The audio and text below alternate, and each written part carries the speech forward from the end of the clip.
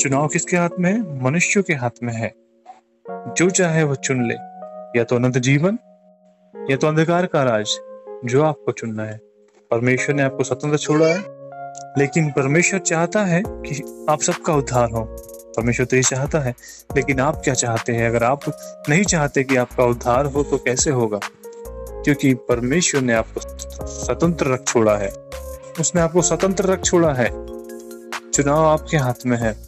जो आप चुनना चाहते हैं वो चुन लो, या तो परमेश्वर या तो शैतान, जो आपको अच्छा लगता है। आप डायरेक्टली परमेश्वर शैतान को नहीं चुनते, लेकिन आपके कामों से वो साबित होता है कि आप किस तरह के काम कर रहे हैं। जो परमेश्वर को पसंद है वो कर रहे हैं, या जो शैतान को पसंद है वो कर रहे हैं। जो भी आप करते हैं, आप उसी के राज के वारिस हो जाते हैं। और ये चुनाव मनुष्य के हाथ में है। अगर परमेश्वर के हाथ में होता तो परमेश्वर दयालु है और सबका उद्धार कर देता, सब मनुष्य उद्धार को पा लेते। लेकिन चुनाव मनुष्य के हाथ में है। लेकिन आपके उद्धार को आसान करने के लिए प्रभु यीशु मसीह ने अपनी कुर्बानी दी है, अपना लहू बहाया है, कीमत अदा की है। अब उस कीमत को आपको पहचानना है और उसके अधीन होना है, उस पर बिलीव करना है और उसे मानना है। तब जाकर आप उसके अनुग्रह के अधीन हो जाते हैं और आप उस उद्धार को सेत में पाते हैं। लेकिन आपको अपनी सिद्धता दिखानी होती है। आपको दुख में भी परमेश्वर का धन्यवाद करना होता है। वो आपको दुख में परखता है। कोई भी मनुष्य सुख में नहीं परखा जाता, परंतु दुख में परखा जाता है। जब उसे दुख हो तब उसे परखा जाता है, उसके विश्वास को परखा जाता है। और अगर आप विश्वास में खरे निकलते हैं तो आप जीवन का मुकुट पाएंगे, क्योंकि वो परमेश्वर ऐसे किसी को नहीं देगा, किसी गलत व्यक्ति को वो नहीं देगा। लेकिन जो सिद्ध होगा, जो विश्वास में खरा होगा, उसे ही वो मुकुट देगा, क्योंकि वो मुकुट की कीमत अदा की गई है। मुकुट ऐसे नहीं मिलता, उसके लिए कीमत अदा की है। और वो इतना नायाब है कि उसके लिए खुदा ने अपनी देह पर कोड़े खाए, यातना से ही कांटों का ताज पहना, कीलों से अपने बदन को घायल किया और अपने प्राण को क्रूस पर दिया है। वो कीमत है। उसने इतनी बड़ी कीमत दिया है आपको बचाने के लिए, तो आपको भी उसको पाने के थोड़ी सी तो सहनशीलता दिखानी होगी। इसलिए वचन कहता है कि तुम्हारा मसीह यीशु में थोड़ा सा दुख उठाने के बाद तुम्हारे लिए अनंत जीवन है, अनंत सुख है, खुशियां बेसुमार है, जहाँ पर दुख नहीं है, जहाँ पर पीड़ाएं नहीं है, परंतु सदा का आनंद है। वो परमेश्वर का राज्य है। उस राज्य के आप वारिस होने जा रहे हैं, तो आपको थोड़ी कीमत अदा करनी होगी, ताकि जिसको आप पाना चाहते हो वो नायाब है, वो कीमती है, वो यूं ही किसी को नहीं मिलता। इसलिए आप उसके लिए कीमत अदा करते हैं। आपका थोड़ा सा दुख और धीरज और उस पर विश्वास ये कीमत है, ताकि आप उस प्रतिफल को, उस मुकुट को पाओ जो कभी नहीं मुरझाता। एक महिमा है जो कभी आपसे छीनी नहीं जाएगी और आप उसके वारिस हो जाएंगे थोड़ी सी कीमत अदा करने के बाद। कीमत इसलिए है कि कोई भी यूं ही उस मुकुट को ना पाए जिसके लिए इतनी बड़ी कीमत अदा की गई है। उस मुकुट को यूं ही कोई नहीं पा सकता, लेकिन एक सही व्यक्ति ही उसे पाए, जो उसके योग्य परमेश्वर की दृष्टि में ठहरे। वही उस मुकुट को पा सकता है। और आपके लिए और मेरे लिए मुकुट है। इन परिस्थितियों को ना देखें, परंतु परमेश्वर के उस महिमामय मुकुट को देखें जो परमेश्वर ने प्रतिफल के लिए हमारे लिए रखा है। कोई भी चीजें परिश्रम की बात मिलती है। अगर कोई किसी दौड़ में दौड़ता है तो दौड़ने के बाद जीतता है, तब उसे रिवार्ड मिलता है, तब उसे प्रतिफल मिलता है।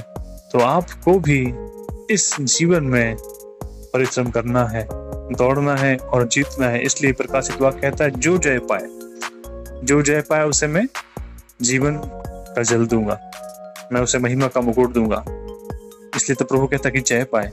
तो आपको भी जय पाना है, आपको भी अपनी परिस्थितियों पर जय पाना है, अंधकार की शक्तियों पर जय पाना है। जब आप जय पाएंगे तब आप उसको पा सकते हैं जो प्रतिफल परमेश्वर ने आपके लिए रखा है। इसलिए आपको भी जय पाना है। परमेश्वर ने भी जय पाई और पिता के दाहिनी जा बैठा, और जो जय पाएगा प्रभु उसे अपने पास बिठाएगा। इसलिए आपको भी जय पाना है। आपको जय पाना है, इसलिए परिस्थिति आती है कि आप उस पर जय पाओ, और परिस्थिति इसलिए भी आती है कि आप गिर जाओ। कई लोग गिरते और उठते नहीं है, गिरते तो है पर टूटते नहीं है, और वो चले जाते हैं। ठोकर लगती है और वो गिर जाते हैं, चले जाते हैं, दोबारा नहीं आते। लेकिन जो स्थिर रहता है, दुख उठाकर भी महिमा करता है, वो प्रतिफल को देखता है और प्रभु उसी से प्रसन्न होता है। सुख में है तो प्रभु तेरा धन्यवाद हर कोई कर सकता है, लेकिन क्या हो जब आप पर दुख हो, पीड़ा हो, तब भी आप परमेश्वर का धन्यवाद करते कि प्रभु तेरा धन्यवाद, तू मुझे सुख दे सकता है तो तू मुझे दुख भी दे सकता है। कि मैं तेरा सुख पाकर हर्षित होता हूँ, तो क्या मैं तेरे दुख में तेरे नाम की महिमा नहीं कर सकता? एक्चुअल में वही दुख में ही इंसान परख कर जाता है। इसलिए ऐसा भविष्यवक्ता कहता है कि मैंने दुख की भट्टी में तुझे डालकर परख लिया तेरे विश्वास को।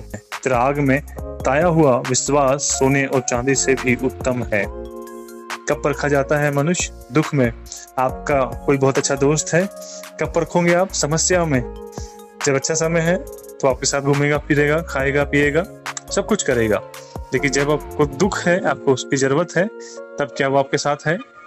अगर वो आपके साथ नहीं है तो आपका झूठा दोस्त है, लेकिन आपके साथ खड़ा है तो आपका सच्चा दोस्त है।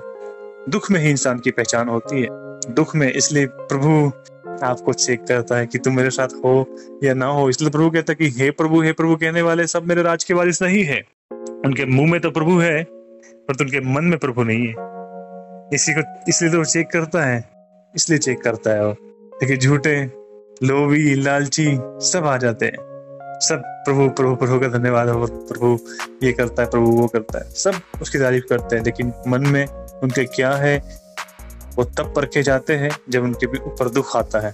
जिससे ये ऊपर दुख टूट पड़ा, परंतु उसने विश्वास रखा और परमेश्वर ने उसे दोगुना लौटाया। स्थिर था।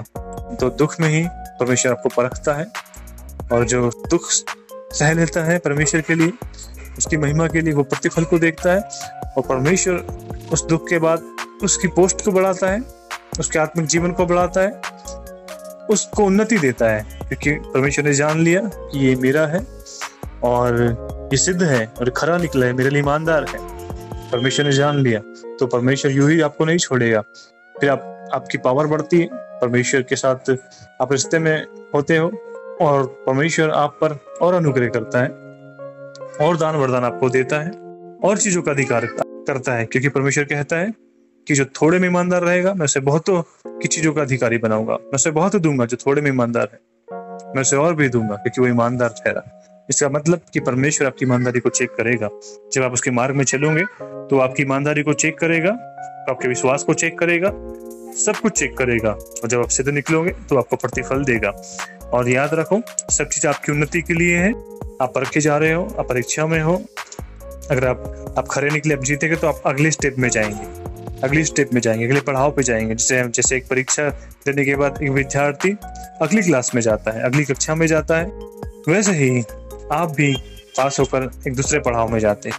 और हर परीक्षाओं में डर लगता है, तकलीफ होती है, सब कुछ होता है, लेकिन जो पास होते हैं वही आगे जाते हैं। कई लोग फेल हो जाते हैं, लेकिन जो पास होते हैं वही आगे जाते हैं। और परमेश्वर आपको ऐसे परखता है, चेक करता है, यूं ही वो आपको कुछ नहीं देगा। जब आप उसकी दृष्टि में योग्य ठहरते हैं तो परमेश्वर आपको सब कुछ देता है। इसलिए प्रभु वो धीरज का परमेश्वर है, इसलिए वो धीरज रखने के लिए कहता है। उतावली में कुछ नहीं होता। आप आए और सब कुछ आपको मिल गया, नो, ऐसे उतावली में कुछ नहीं होता है। वो धीरज का परमेश्वर है, वो आपके धीरज को परखता है, वो सिद्ध करता है सारी चीजों को। लेकिन आप विश्वास में धनी है तो आप परमेश्वर के प्रतिफल को देखेंगे। इसलिए प्रभु विश्वास करने के लिए कहता है, तो विश्वास कर और धीरज धर और परमेश्वर आपको प्रतिफल देगा। क्योंकि आप जीवित परमेश्वर के पास में हो और वो आपको अनंत जीवन देने के लिए बुलाया है, और आप विश्वास करेंगे तो अनंत जीवन को पाएंगे। इसलिए वो कहता है कि अनंत जीवन की खोज में लगे रहो, अनंत जीवन की तलाश में लगे रहो। जब तक आप उसे पा नहीं लेते, उसे खोजते रहो, और एक दिन आप उसे पाएंगे।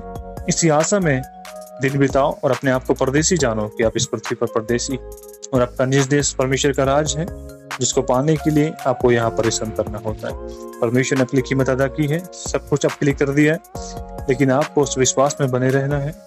आपको भी अपनी विश्वास योग्यता दिखाना है कि आप परमेश्वर के लिए ईमानदार हैं। आप ईमानदार रहेंगे तो परमेश्वर आपको सब कुछ देगा। Praise the Lord. Thank you Jesus.